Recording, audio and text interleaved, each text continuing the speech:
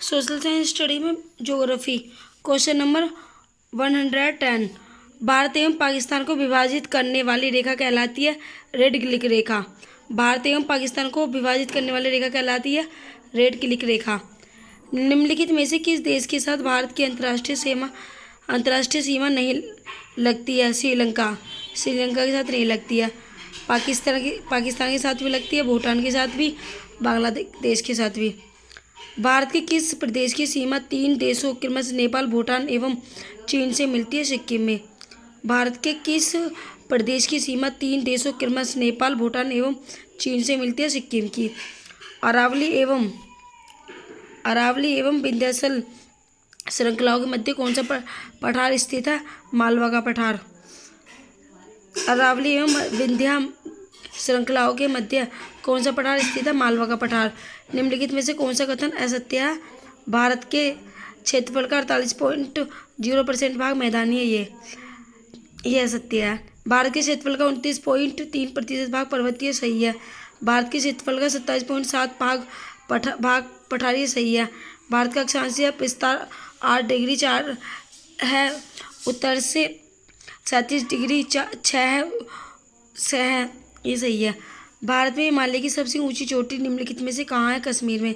भारत में हिमालय की सबसे ऊंची चोटी कश्मीर में है। भारतीय अनुसंधान केंद्र हिमाद्री कहाँ स्थित है? आर्कटिका में क्षेत्र में। भारतीय अनुसंधान केंद्र हिमाद्री कहाँ स्थित है? आर्कटिका क्षेत्र में। निम्नलिखित में से कौन सी नदी विंध्य और सतपुड़ा श्रृंखला के बीच बहती है? नर्मदा। निम्नलिखित में से कौन सी नदी विंध्य और सतपुड़ा श्रृंखला के बीच बहती है? नर्मदा। दुलहस्ती पावर स्टेशन निम्नलिखित में से किस एक नदी पर आधारित है? चिनाब।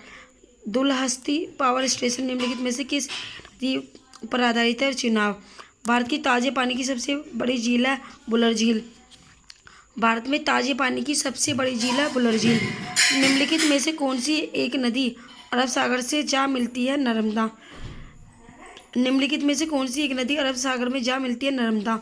भारत में 12 बड़े बंदरगाह हैं, इसमें पारादीप किस राज्य में स्थित है? ओडिशा में।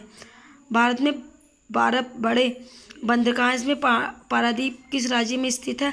ओडिशा में। 8 डिग्री चैनल पृथक करता है 8 डिग्री चैनल पृथक करता है मिनिकॉय द्वीप व मालदीव को। 8 डिग्री चैनल पृथक करता है मिनिकॉय द्वीप व मालदीव को। पूर्वी तट का सर्वश्रेष्ठ बंदरगाह जो कृत्रिम बंदरगाह भी है चेन्नई। पूर्वी तट का सर्वश्रेष्ठ बंदरगाह जो कृत्रिम बंदरगाह भी है चेन्नई। निम्नलिखित नदी घाटी परियोजना में से किसी एक का लाभ एक से अधिक राज्यों को प्राप्त होता है? चंबल घाटी परियोजना। निम्नलिखित नदी घाटी परियोजनाओं में से किसी एक का लाभ एक से अधिक राज्यों को प्राप्त होता है? चंबल घाटी परियोजना।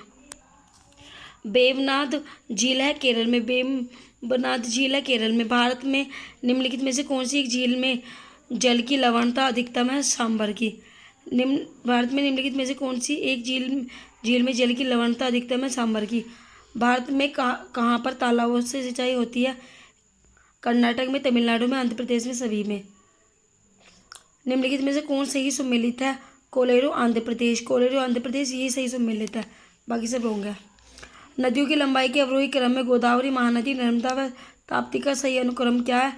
सबसे पहले गोदावरी, नर्मदा, महानदी, फिर ताप्ती। गोदावरी, नर्मदा, महानदी और ताप्ती।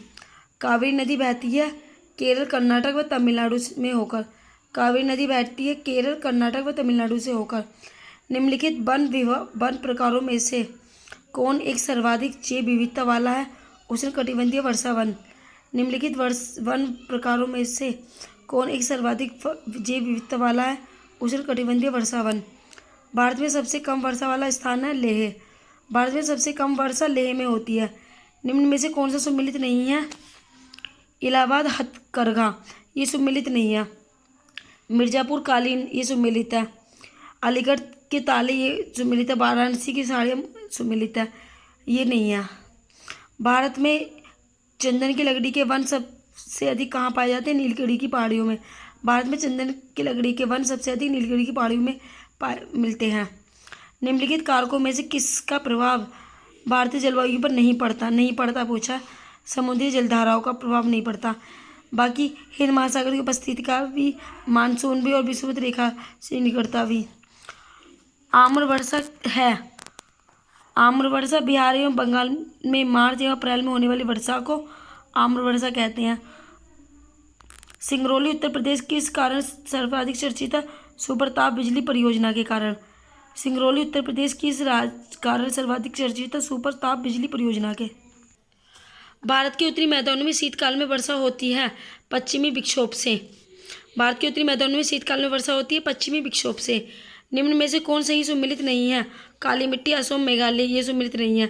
जलोढ़ मिट्टी भारत की प्रमुख नदियों की घाटियों एवं डेल्टा सही है।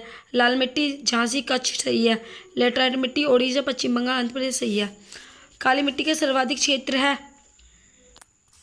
महाराष्ट्र में। काली मिट्टी का सर्वाधिक अधिक क्षेत्र महाराष्ट्र में। उत्तरी गुजरात प्रदेश अधिकांश आच्छादित है मरुस्थलीय मिट्टी से। उत्तरी गुजरात प्रदेश अधिकांश आच्छादित है मरुस्थलीय मिट्टी से। अत्यंत सूक्ष्म कणों वाली मिट्टी है चीका मिट्टी। अत्यंत सूक्ष्म कणों वाली मिट्टी है चीका मिट्टी। इंदिरा गांधी नहर या राजस्थान नहर को किस नदी से जल मिलता है? सतलज। इंदिरा गांधी नहर या राजस्थान नहर को किस नदी से जल मिलता है? सतलज से। कौन सी मिट्टी में सूखने पर सर्वाधिक दरारें आती हैं और सिकुड़ती है? चिकनी मिट्टी। कौन सी मिट्टी में सूखने पर सर्वाधिक दरारें आती हैं और सिकुड़ती है? चिकनी मिट्टी। किस किस्म की मिट्टी में जिप्सम का प्रयोग करके उसे फसल उगाने के लिए उपयुक्त बनाया जाता है? जिस मिट्टी में मटियार की मात्रा अधिक हो। किस किस्म की मिट्टी में जिप्सम का प्रयोग करके उसे फसल उगाने के लिए उपयुक्त बनाया जाता है? जिस मिट्टी में मटियार की मात्रा अधिक हो। लाल मिट्टी का रंग लाल होता है क्योंकि इसमें पाया जाता है लोहा। लाल मिट्टी का रंग लाल होता है क्योंकि इसमें पाया जाता है लोहा। मृदा संरक्षण के लिए सबसे उपयुक्त तरीका है शस्यक्रमण। मृदा संरक्षण के लिए सबसे उपयुक्त तरीका है शस्यक्रमण। मिट्टी की उत्पादकता व उर्वरकता किस पर निर्भर करती है? मिट्टी के गठन पर। मिट्टी की उत्पादकता व उर्वरकता किस पर निर्भर करती है? मिट्टी के गठन पर। जब भूमि पर सबसे अधिक व्यापक रूप से कौन सी मिट्टी फैली हुई है? कछारी जलोढ़ मिट्टी। भारत भूमि पर सबसे अधिक व्यापक रूप में कौन सी मिट्टी फैली हुई है? कछारी जलोढ़ मिट्टी। निम्न प्रकार की मिट्टियों में से कौन सी खाद्यान्न के लिए सर्वाधिक उपजाऊ है? जलोढ़ मिट्टी। निम्न प्रकार की मिट्टियों में से कौन सी खाद्यान्न के लिए सर्वाधिक उपजाऊ है? जलोढ़ मिट्टी।